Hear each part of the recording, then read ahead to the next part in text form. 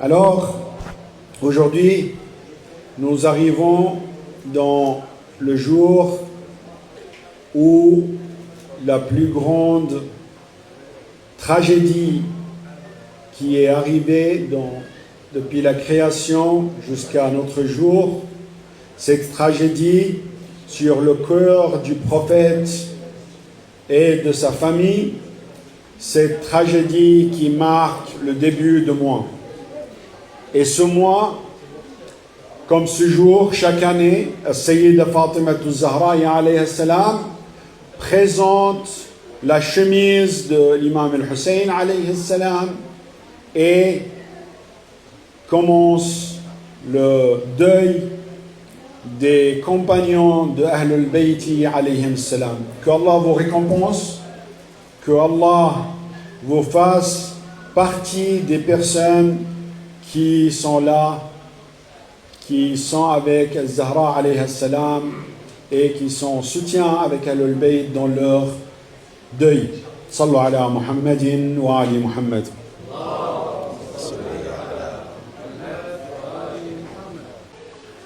Il faut savoir que ce mois-ci, le mois de Muharram, à l'époque, avant l'islam, les Arabes avaient 4 mois qui étaient les mois interdits et les mois sacrés.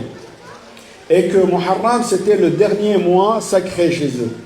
Et après Muharram, donc tout ce qu'il y avait comme guerre, comme gens qui se battaient, comme bataille, s'arrêtait dans ces 4 mois et après Muharram recommençait. C'est pour ça le mois de Safar pour eux, c'était un mois où ils le détestaient. C'était un mois qu'ils ne sentaient pas. C'était un mois qu'ils n'attendaient pas parce que le mois de Safar, toutes les batailles commençaient et recommençaient toutes les guerres.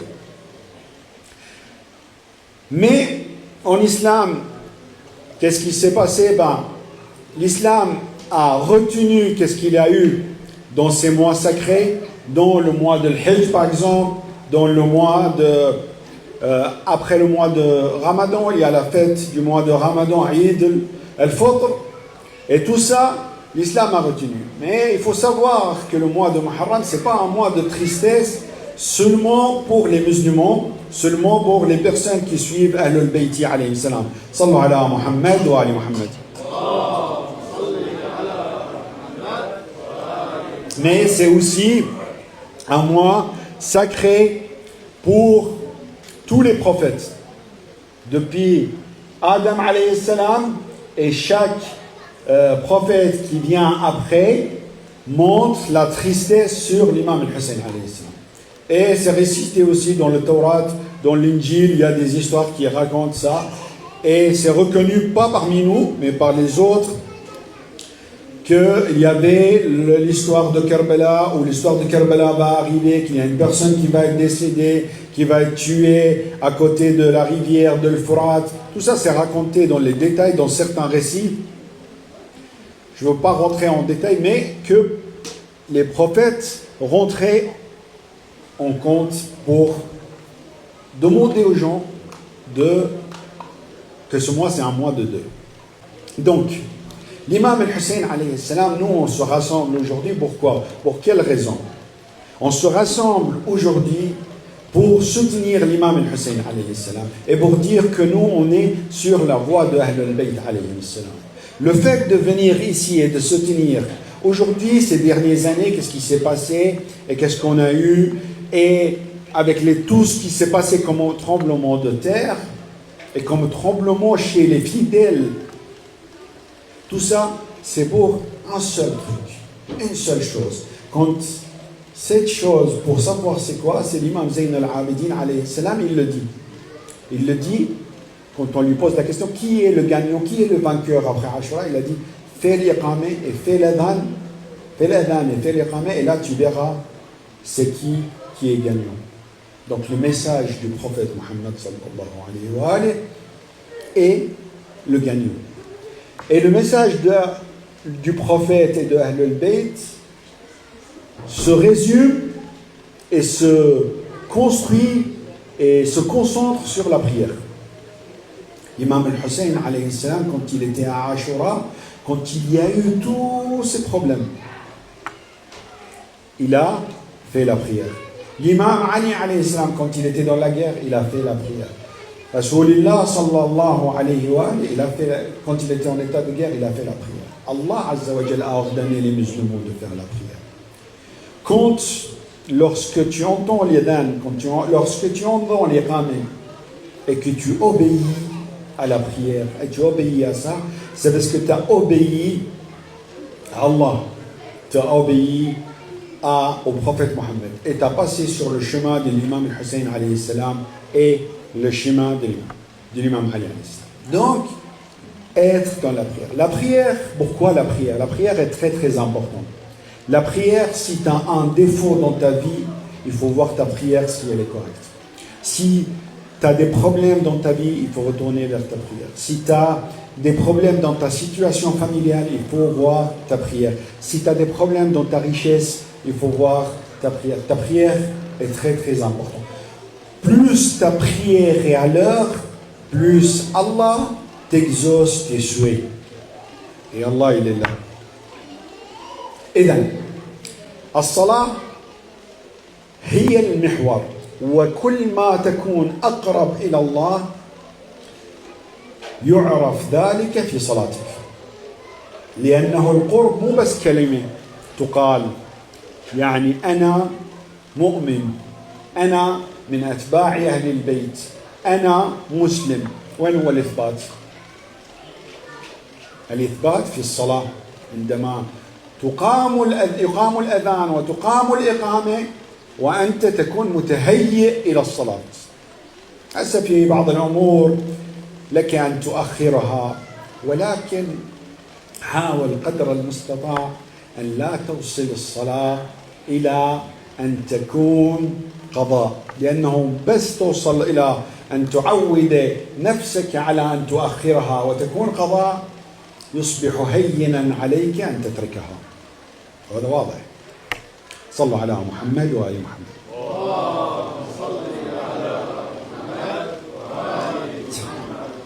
من آداب الصلاة لفتة مهمة وهذه أرجو من المؤمنين أن يتحملون شوية من أتباعهم أنه إذا أقيم الأذان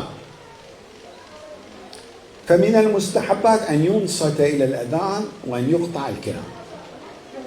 وفي ذلك رواية مشددة الرسول الأكرم يشدد على ذلك ويقول أنه من لم يراعي الأذان فعليه أن يتهيأ إلى سكرات الموت. يعني إذا تتكلم بالأذان وتشوش على الأذان ولا تسمع الأذان سكرات الموت هناك راح تصير صعبة عليه. واللهم أجرنا ما يعلم هذه السكرات إلا الله والذين مروا بهذا الطريق قبلنا ولكن نحن لم نرى من يرجع وقال لنا ولكن لا تتخيل سكرات الموت هي دقائق وتخلص. هنالك أناس أجاركم الله وأجارنا يصابون سنة كاملة بالمرض هذه من سكرات الموت.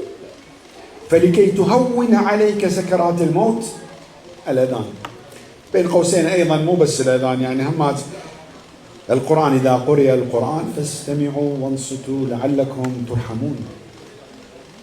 رحمة إلهية تنزل عليكم.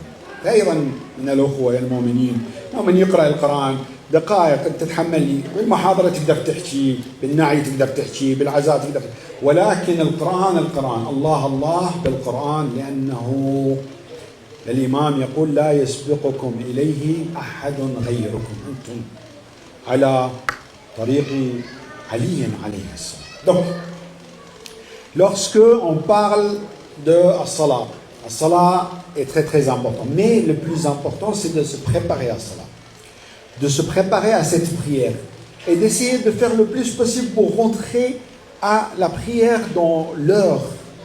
Si tu arrives et qu'il y a des problèmes, des soucis qui te retardent, n'essaie pas de la retarder après l'heure.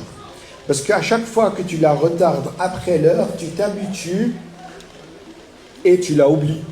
Et ça sera plus facile pour toi de l'abandonner.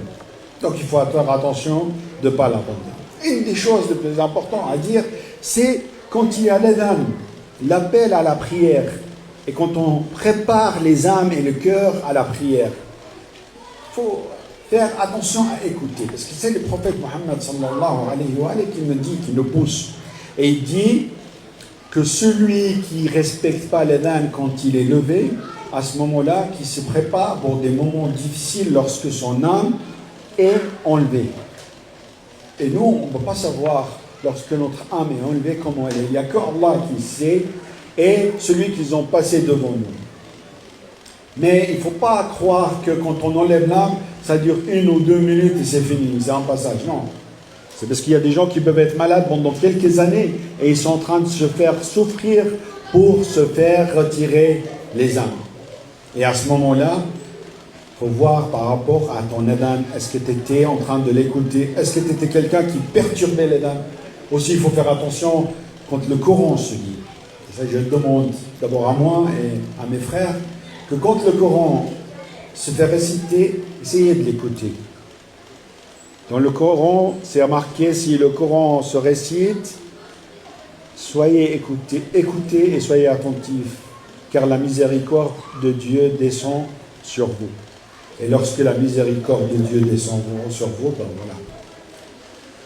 Vous pouvez, pendant le discours, parler entre vous, c'est pas très important, même si c'est mieux pas. Pendant que la personne qui fait le naï, essayez pas, mais c'est pas grave. Quand par exemple Radoul il fait, vous essayez, c'est pas grave. Mais le plus important, le Coran. Quand le Coran soit récité, essayez, ça dure 1 minute, 10 minutes. Ces 10 minutes sont très importantes dans votre vie, d'entendre, car le Coran, c'est Allah qui vous parle.